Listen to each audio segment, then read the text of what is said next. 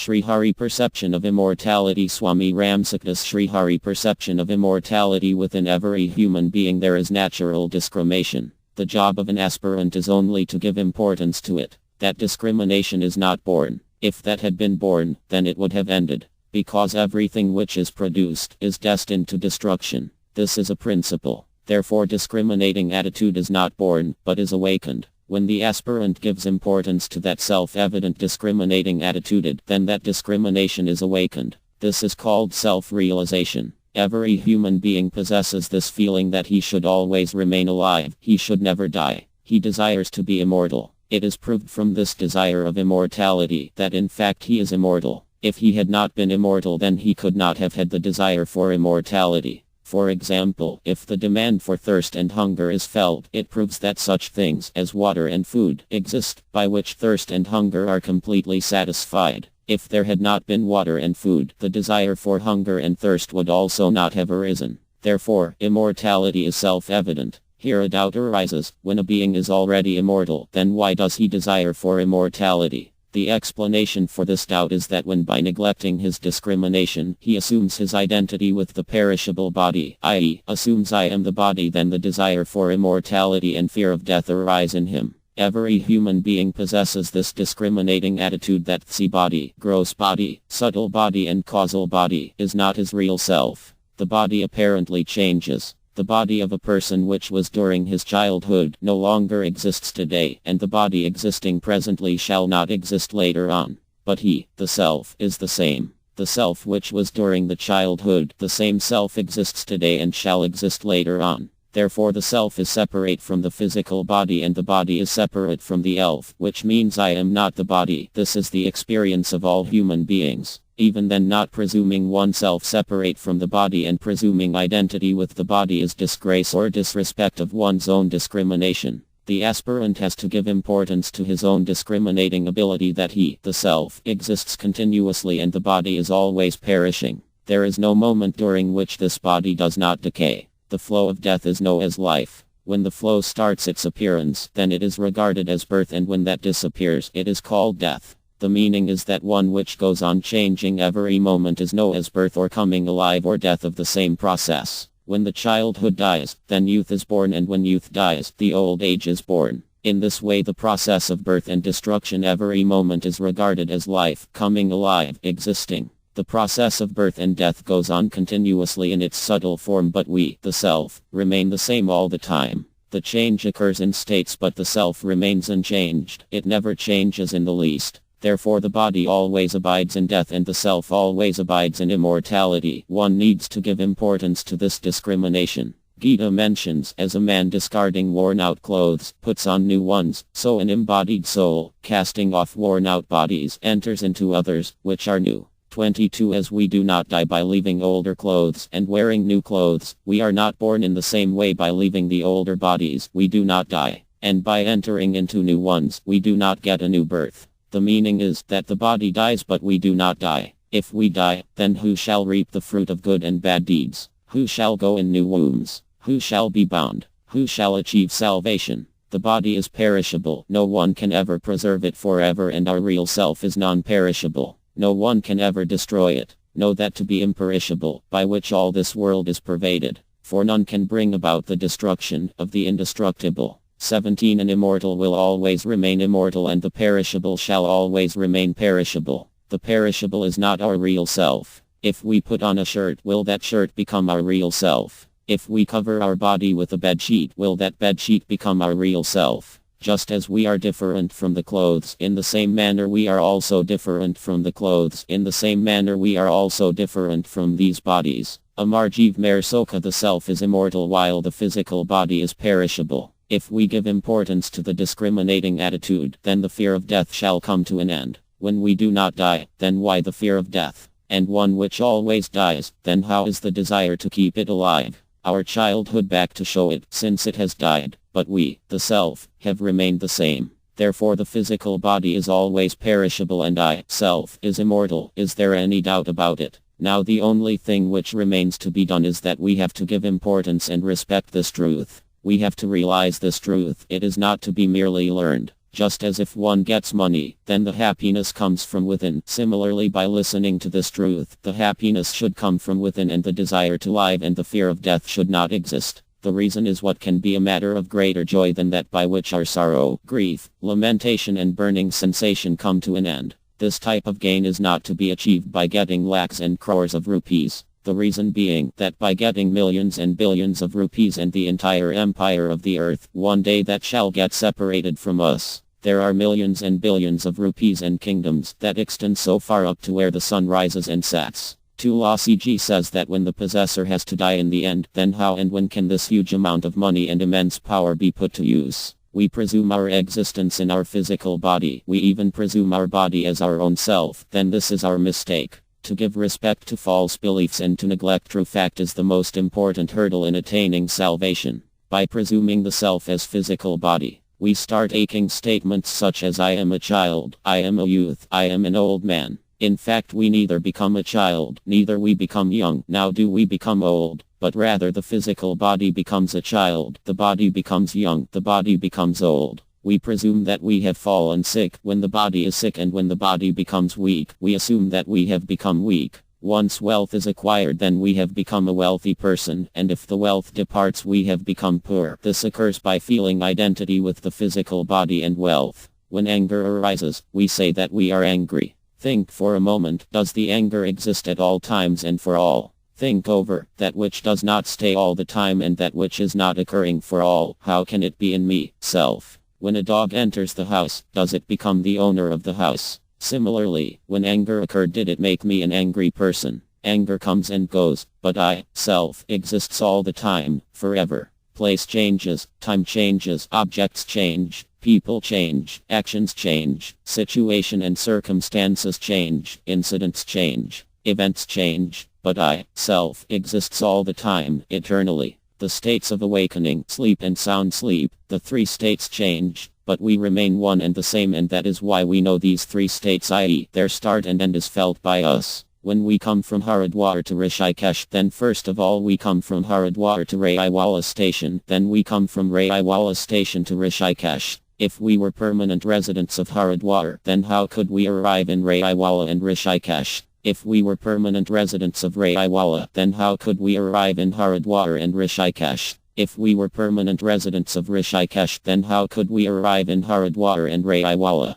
Therefore we neither live in Haridwar, nor in Raiwala, nor do we live in Rishikesh. Haridwar, Raiwala, and Rishikesh all are three separate places from one another, but we are always one and the same. We remain the same while in Haridwar. W also remain the same Rishikesh and in Raiwala. Just in the same way, during the awakened state we remained the same, during dream state we remained the same, and in sound sleep, we remained the same. Thus we have to look towards the unchangeable, not the changeable, which means that we have to realize non-attachment of the self to the changeable. Remain established in the self and do not move along with the moving, perishing objects. We, the self, do not have a relationship with things that go on changing. This is immortality, salvation. Immortality is self-evident and natural and do not have to be created. We have presumed our relationship with death. Question: if a lion comes in front of us right now, then we are naturally afraid. How to avoid it? Answer: the fear shall be felt because I am separate for this body. This has been only learnt, but in fact this truth has not been realized.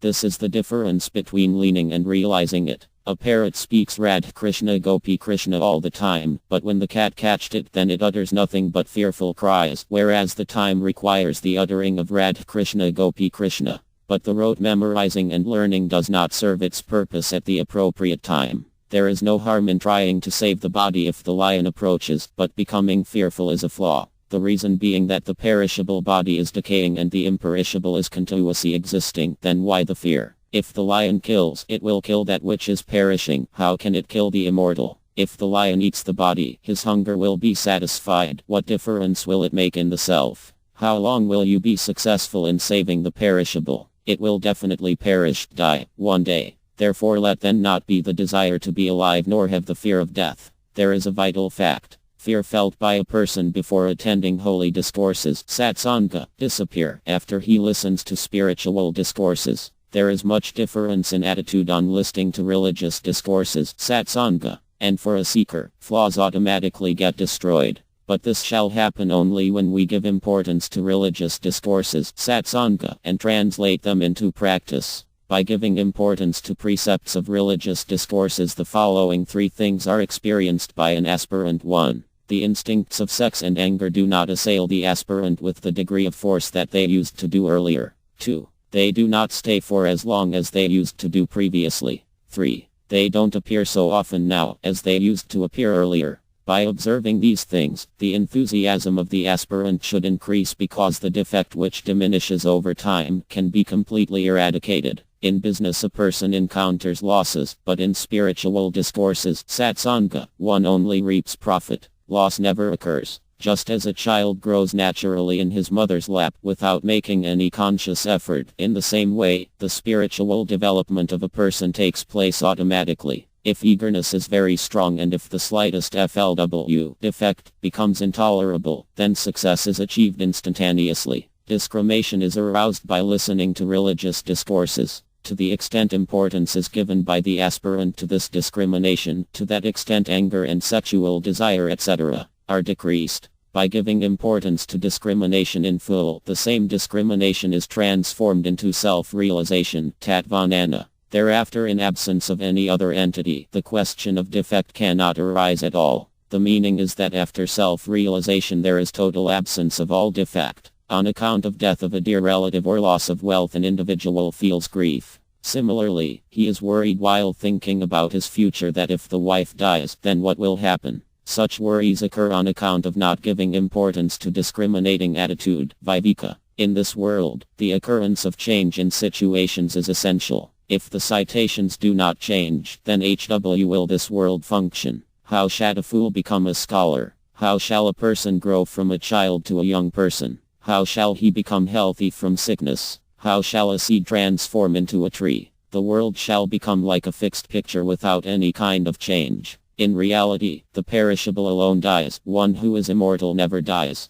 This is the direct experience of everyone, that after the death the body remains lying in front of us, but the self, the owner of the body, Jivatma, gets away from it. If we give importance to this fact, then we can never be worried and grieved. On the occasion of death of Bali, Lord Rama points out the same fact to Tara in Manasa, Kiskindha, 11-3. On seeing Tara in sorrowful state, Rama withdrew her delusion that the perishable and wretched body is composed of earth, water, fire, ether and air, and it is lying before you, but the soul, Jivatma, is eternal. Therefore, for which cause are you weeping? The wisdom, Jnana, arose in her. Then she fell on the feet of Lord Rama and she prayed to him to grant her the boon of supreme devotion towards him. Question. What is the fundamental cause of not honoring, not respecting, i.e., neglecting one's own power of discrimination? Vivek. Answer. The real cause is attachment to sensual pleasures. We want to enjoy sensual pleasures, and therefore our own power of discrimination, Vivek, is not respected, i.e., the knowledge does not stay within.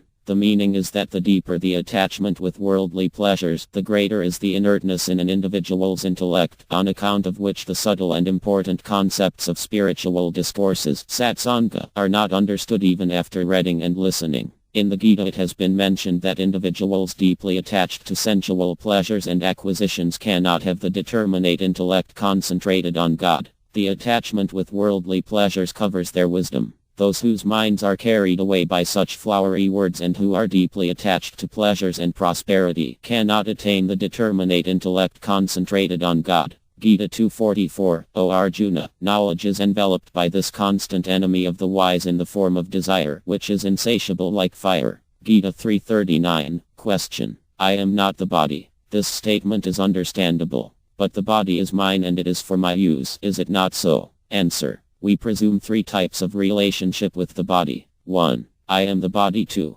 Body is mine. 3. Body is for my use. All these three relationships are not real. In fact, the body is not my own self, it is also not mine, and it is also not for my use. The reason being that if I had been this body, then when the body changes, I would also change, and on death of the body, the self would also come to an end. But it is the experience of all that the body is not the same as it was earlier, but I am the same. If the body had been mine, then my full authority could be exercised on it, which means the body would have remained in the same condition as I would have liked it to be. I would have made it beautiful. I would change its color and would not have allowed it to age. I would not have allowed it to become sick or weak, and at least I would have not allowed it to die. But we know that we do not have any control over the body, and without our liking and despite best of efforts, the body becomes sick, weak, it grows old and ultimately dies. If the body had been for us, then we would be contented after attaining the body. We would not have desired to get anything else, and there would not have been separation of body from us, and it would have remained with us eternally. But it is the experience of all of us that we do not have the slightest satisfaction after obtaining our body. Our desires do not come to an end. We do not experience perfection, and the body also does not live permanently, but it is separated from us. Just as with physical body, so also with key subtle body and causal body, we do not have the slightest relationship.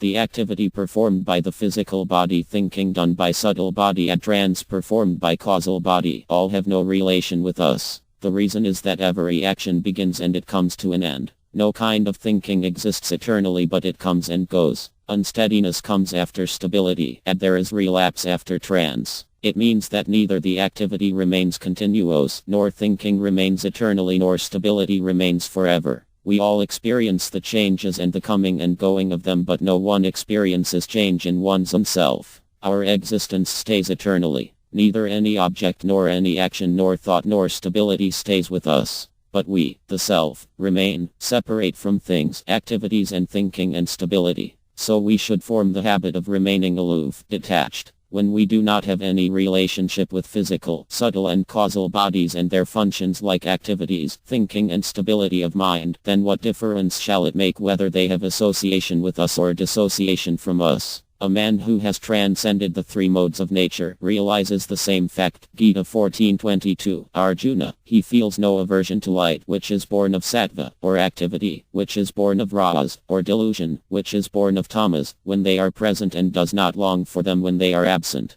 Association and separation are relative situations, but the ultimate reality, tattva, is an absolute term. In this reality, we do not find either association or separation, but we have eternal unity of yoga, nitya yoga. Gita 6:23, the state called yoga, which is free from the contact of pain, in the form of transmigration, should be known. So long as we are related with things, activities and stability, till then we feel dependence because things are activities are non-self, they are not our own self. We become free, liberated, when we break our relationship from them. In fact, our real self, existence, is free from both dependence and independence, because dependence and independence are relative states, but the self is absolute. God states, Gita 2:16, the unreal has no existence, and the real never ceases to be. There is no existence of the unreal, and the real is not non-existing. Bodies, things, actions, etc. are unreal, therefore they are non-existent. But the self is real, which is never non-existing, which means that it exists continuously.